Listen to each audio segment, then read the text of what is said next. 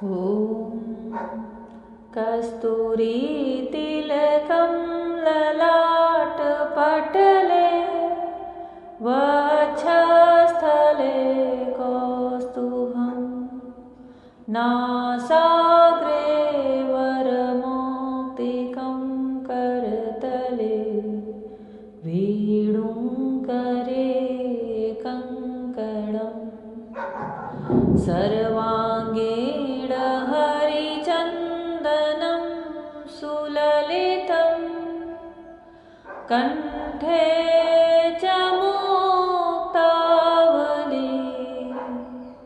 गोपस्त्रीपरिवेष्टितो विजयते गोपालचूडामणि गोपालचूड़ामणि।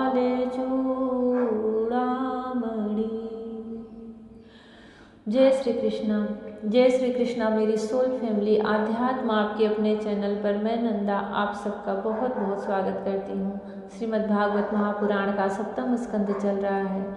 नारद जी महाराज युधिष्ठिर के राजसूय यज्ञ में युधिष्ठिर को ज्ञानोपदेश दे रहे हैं, धर्म का उपदेश दे रहे हैं, सब वर्णों का उपदेश दे रहे हैं। ब्राह्मण, क्षत्रिय, वैश्य, शूद्र को आपत्ति काल में भी कौन से कर्म को करना चाहिए और किस कर्म को नहीं करना चाहिए, किस धर्म को पकड़ना चाहिए और किस धर्म को त्याग देना चाहिए, बहुत ही सुंदर वर्णन कर रहे हैं, उपदेश कर रहे हैं।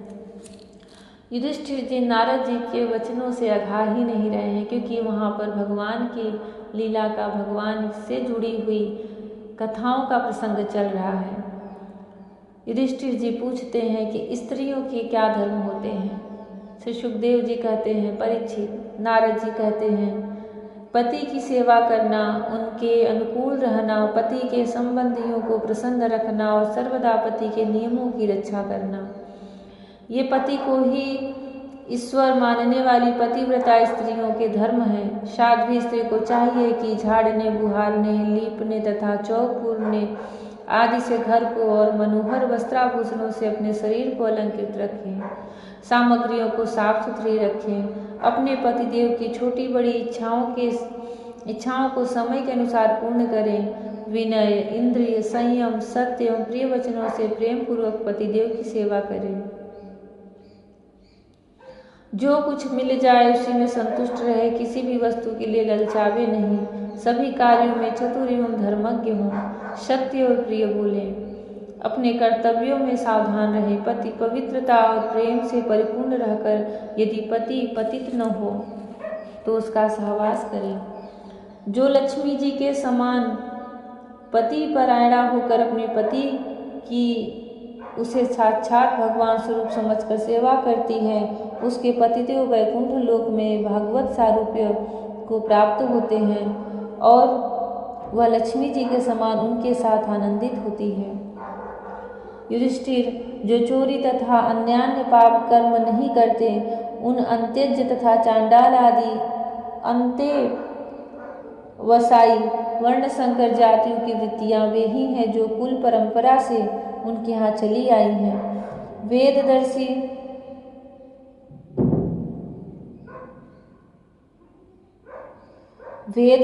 ऋषि मुनियों ने युग युग में प्रायः मनुष्यों के स्वभाव के अनुसार धर्म की व्यवस्था की है। वही धर्म उनके लिए इस लोक और परलोक में कल्याणकारी है।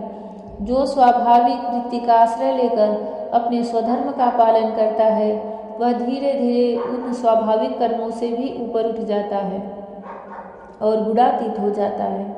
महाराज, जिस प्रकार बार बार बोने से खेत स्वयं ही शक्तिहीन हो जाता है और उसमें अंकुर उगना बंद हो जाता है, यहाँ तक कि उसमें बोया हुआ बीज भी नष्ट हो जाता है, उसी प्रकार यह चित्त जो वासनाओं का खजाना है, विषयों का अत्यंत सेवन करने से स्वयं ही उग जाता है।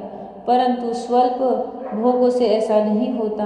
जैसे एक एक बूंद घी डालने से आग नहीं बुझती, परंतु एक ही साथ अत्यधिक घी पड़ जाए तो वह बुझ जाती है। जिस पुरुष के वर्ण को बतलाने वाला जो लक्षण कहा गया है, वह यदि दूसरे वर्ण वाले में भी मिले तो उसे भी उसी वर्ण का समझना चाहिए। जय श्री कृष्ण।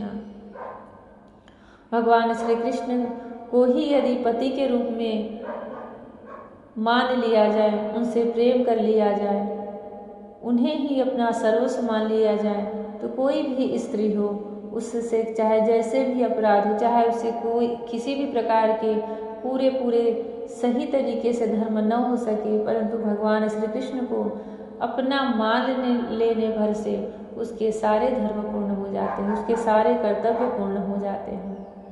उनसे अनन्य प्रेम करके, अनन्य भक्ति करके, माधुर्य भक्ति करके जो सौभाग्यशाली गोपियाँ थीं वह भगवान श्री कृष्ण में मिल गई थी, उनको प्राप्त हो गई थी।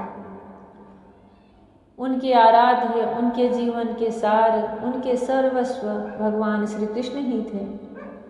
उन्होंने अपना जीवन, अपना तन मन सब कुछ भगवान श्री कृष्ण को ही समर्पित कर रखा था। ऐसी अनन्य, अगाध और माधुर्य भक्ति जिस किसी सौभाग्यशाली को मिल जाए तो उसके कोटि कोटि जन्मों के पाप तुरंत जलकर नष्ट हो जाते हैं और वह भगवन्मय हो जाता है, भगवान श्री कृष्ण का हो जाता है। फिर भगवान श्री कृष्ण उसे पल भर के लिए नहीं छोड़ते। कोई भी कर्म करे, कोई भी धर्म में रहे, परंतु लक्ष्य ही रहे कि हमारी जो गति है वह भगवान श्री कृष्ण की तरफ हो, हमारे कर्म के सारे जो साधन है वह भगवान श्री कृष्ण की तरफ हो, हमारे जो धर्म है वह भगवान श्री कृष्ण की तरफ हो। हम सब कुछ करते हुए उन्हें अर्पण करते जाएं, उसमें ना मोह रखें, न ममता रखें, न किसी तरह की अभिलाषा रखें, न कामना रखें। जीवन में प्रारब्धवश जैसा जन्म मिला हो, जिस भी वर्ण में, जाति में, धर्म में, उसे भगवान की और अपने प्रारब्ध की लीला समझकर जीते हुए अपने सब कर्मों को भगवान श्री कृष्ण के चरणों में अर्पण करते जाएं। वही हमारे सर्वस्व हैं ऐसा मान करके, वही हमारे आराध्य हैं ऐसा निश्चय करके उन्हीं की सेवा में, उन्हीं की प्रीति में तन्मय रहें। घर गृहस्थी के जो कुछ भी कार्य करें सब भगवान श्री कृष्ण को समर्पित करते रहें। मन ही मन उन्हें आलिंगन करें, उनकी सेवा करें, मानसिक पूजा करें, उनकी नवधा भक्ति करें। भगवान को प्राप्त करने के लिए संसार से विमुख होना आवश्यक नहीं, संसार में रह करके, गृहस्थ में रह करके उनकी जो सेवा हो जाती है, उनसे जो प्रेम हो जाता है वह कहीं नहीं मिल सकता। यहाँ क्षण भर का भी संतों का जो समागम हो जाता है गृहस्थ जीवन वालों के लिए, वह तपस्या करने वालों के ये जो हजारों वर्षों का फल होता है उसके बराबर होता है। गृहस्थ में रह के भगवान श्री कृष्ण की जो भी दाम्पत्य, जो भी स्त्री या पुरुष उनकी सेवा करते हैं, उनसे प्रेम करते हैं, उनकी भक्ति करते हैं, अनन्य भक्ति करते हैं, भगवान श्री कृष्ण उनके घर में, उनके हृदय में, उनके मन में निरंतर वास करते हैं। भगवान श्री कृष्ण हमें भी वही भक्ति प्रदान करें, अनन्य माधुर्य भक्ति प्रदान करें, अपना आलिंगन प्रदान करें। जय श्री कृष्ण। राधे राधे। जय श्री कृष्ण। हरि ओम।